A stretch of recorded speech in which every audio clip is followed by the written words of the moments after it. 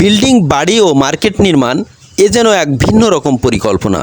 এইরকম এক ভিন্ন পরিকল্পনা নিয়ে জহিরুল ইসলাম হরিণাকুণ্ডুর চারাতলার বাজারের পশ্চিম পাশে ৭% জমির উপর তৈরি করেছেন একটি বিল্ডিং। সাধারণত বিল্ডিং নির্মাণ করতে ধারাবাহিকভাবে উপরের দিকে দ্বিতীয়, তৃতীয় তলা নির্মাণ করলেও জহিরুল ইসলাম তার বিল্ডিংটির উপরে নয়, নিচের তলাতেই নিজের মা বাবা, পরিবার পরিজন নিয়ে বসবাসের উপযোগী অনেকগুলো রুম তৈরি করে এলাকায় ভিন্ন রকম দৃষ্টান্ত দেখিয়েছেন। তিনি বিল্ডিংটির নিচতলায় আসা যাওয়ার জন্য সুড়ঙ্গ আকৃতির একটি সিঁড়ি তৈরি করেছেন এবং এই সিঁড়ি নিয়ে নতুন পরিকল্পনাও করেছেন। দর্শক বন্ধুরা, এখন আমরা বিল্ডিংটির মালিক জহিরুল ইসলামের সাথে কথা বলবো।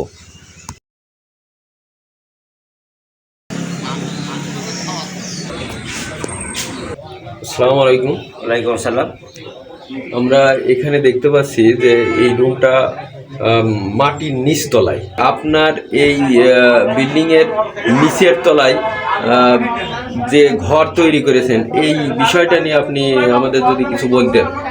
ঘর থাকার উদ্দেশ্য হলো সামনে আমাকে লিখো পার্ক আছে, পার্কে এই নিচে দিয়ে মানে পথ করেছি বা স্মরণ করেছি যে আমি লিখো পার্ক ধরবো, বাউড়ে যাবো। এখান থেকে ডাইরেক্ট নিচ থেকে আপনি বাউড়ে চলে যাবেন? জি, এই যে ব্যাগ দিয়ে বিজলি দিয়ে একটা খাল আছে, খাল দিয়ে আমি আর কি বাউড়ে চলে যাবো, বাউড়ের থেকে লিখো পার্কে চলে যাবো। এই জন্য সেই উদ্দেশ্য আমার নিয়ে।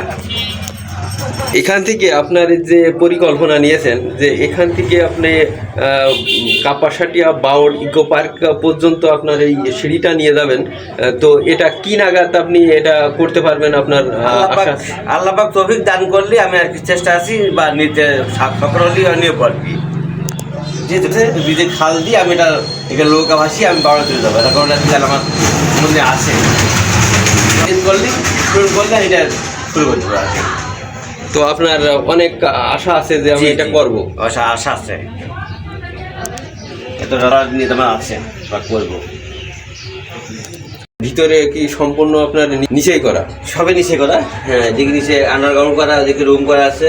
ওই যে রুম থেকে যে ব্রিজের খালের যে পাইপ করা আছে, যে দেওয়া যাবে, ব্রিজ তল ফেলতে যাবে। এটা যখন করেন তখনই কি আপনি পরিকল্পনা নিয়েছেন যে আমি নিচতলায় এইভাবেই কাজ করব?